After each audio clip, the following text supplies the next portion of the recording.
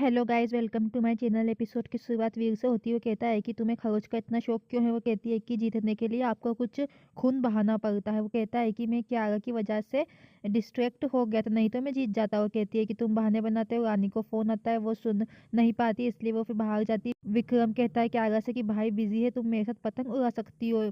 फिर उसे यूनिवर्सिटी से फ़ोन आता है। वो कहते हैं कि फॉर्म जमा किया लेकिन आपने सर्टिफिकेट जमा नहीं किया, और यदि आपने 1 वीक में सबमिट नहीं किया तो आगे नहीं बढ़ेगा। रानी कहती है भगवान, अब मैं क्या करूँ। वो कहती है मुझे अपना सर्टिफिकेट लेने के लिए बलिया जाना पड़ेगा। पिंकू कहता है क्या हुआ। वो कहती है कि मुझे बलिया में सर्टिफिकेट लाना है।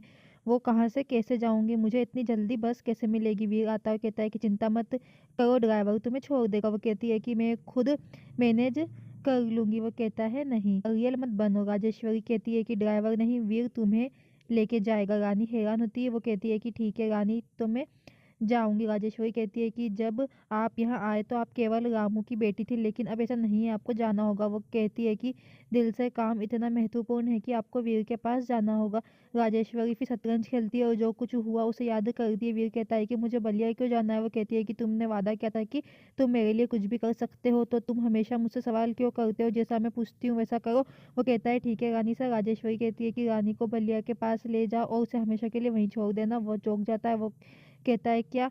वो कहती है कि क्या तुमने उसे अपनी पत्नी पत्नी के रूप में स्वीकार कर लिया है। मेरे पास इस सवाल के कई जवाब है, लेकिन तुम बताओ कि क्या कोई डॉक्टर पूरी जिंदगी किसी बेवकूफ़ के साथ बिता सकता है। इस रिश्ते या उसके यहाँ होने का कोई मतलब नहीं है, या उसकी मौजूदगी से हर कोई नाखुश है। उसे हमेशा के लिए वहाँ पे छोड़ के आ जाओ, वो यहाँ नहीं रह सकती। वीर फिर सिर हिलाता है।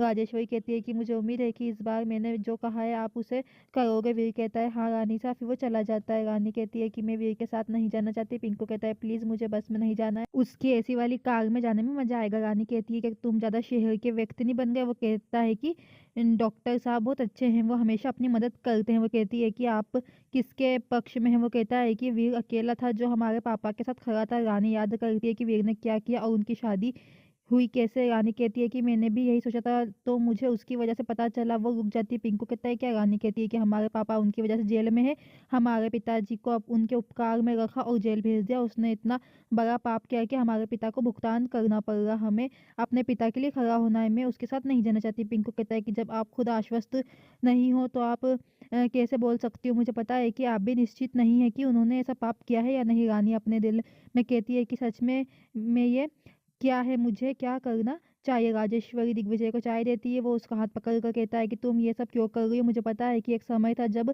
सभी रानी को एक्सेप्ट नहीं करते, उसने खुद को साबित किया। आप उसे एक्सेप्ट क्यों नहीं करना चाहती। उसने नंदिनी की जान बचाई, उसने राजमाता के दिल में जगह बनाई, उसने मेरी जान बचाई। राजेश्वरी कहती है कि वो इस घर की मुखिया हो सकती है, लेकिन वो कभी इस घर की बहू नहीं बन सकती, वो उसके लायक नहीं है। दिग्विजय कहता है कि वो कोई अजनबी नहीं है, वो रामू की बेटी है, उन्होंने हमें 20 साल दिए। राजेश्वरी कहती है कि वो अभी भी हमारे नौकर बने हैं, वो हमारी बहू कैसे बन सकती है। वो कभी हमारी संस्कृति के बारे में जान नहीं सकती। क्या उसके पास टेबल मैनर्स भी हैं। वो चाकू और कांटे में अंतर नहीं समझती। वो कहता है कि उसे मौका दो। कहती है कि नहीं, वो एक नौकर है, मैंने राजमाता की जगह ली, हमारे पास एक ही शाही खून था, क्या वो कभी ये शाही जिम्मेदारी ले सकती है। वो बहुत बदमिजाज है, वो कभी बात करना नहीं सीख सकती। दिग्विजय कहता है कि वो सीख सकती है।